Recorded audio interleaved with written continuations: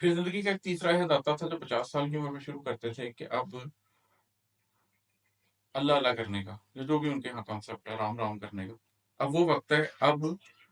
اس معاشی ساری چیزوں کو چھوڑ دو اور اب اگلی نسل کو یہ سب کچھ کرنے دو۔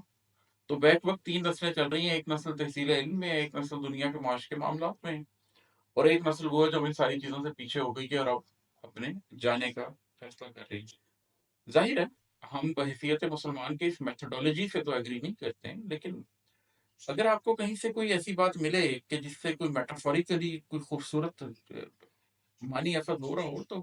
علم کی بات مومن کا گمدستہ مال ہے، وہ جہاں اسے ملتا ہے اسے اٹھا لیتا ہے۔ مجھے جو اس میں سے چیز ملتی ہے وہ یہ ہے کہ ٹھیک ہے آپ اس طریقے سے اپنی زندگی کو مکمل طور پہ بانٹ نہیں سکتے، ان کی میتھڈولوجی تھی،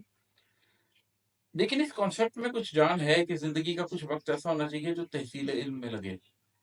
زندگی کا کچھ وقت ایسا ہونا چاہیے جو عمل کی دنیا میں لگے، اور کچھ وقت ایسا ہونا چاہیے جو پھر آخرت کی فکر میں بھی ہو۔ یہ تینوں چیزیں سائملٹینیسلی بھی ہو سکتی ہیں، لیکن پرائمری آبجیکٹو ایک ایج میں ایک ایج میں ایک اور ایک ایج میں ایک ہو جاتا ہے۔ شیخ سعدی کا بھی یہ واقعہ ہے کہ انہوں نے 108 برس زندگی پائی اور انہوں نے 18 برس کی عمر میں دعا کی کہ اللہ مجھے میری زندگی کو 3 حصوں میں دے، پہلا حصہ میں تحصیل علم کروں، دوسرا حصہ میں گھوموں پھروں تیری دنیا دیکھوں، اور تیسرے میں پڑھنے پڑھانے کا اور عبادت کا کام کروں۔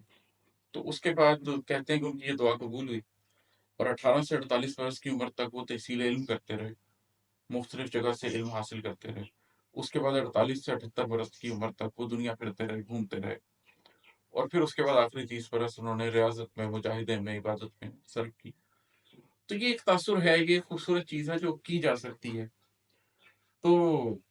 بس یہ شعر بھی یہی بتا رہا ہے کہ اب ایک فیز سے دوسرے فیز میں جانے کا وقت آ گیا ہے۔ ایک نئے غم کی آرزو میں عماد، ہم پس درد یار چلتے ہیں۔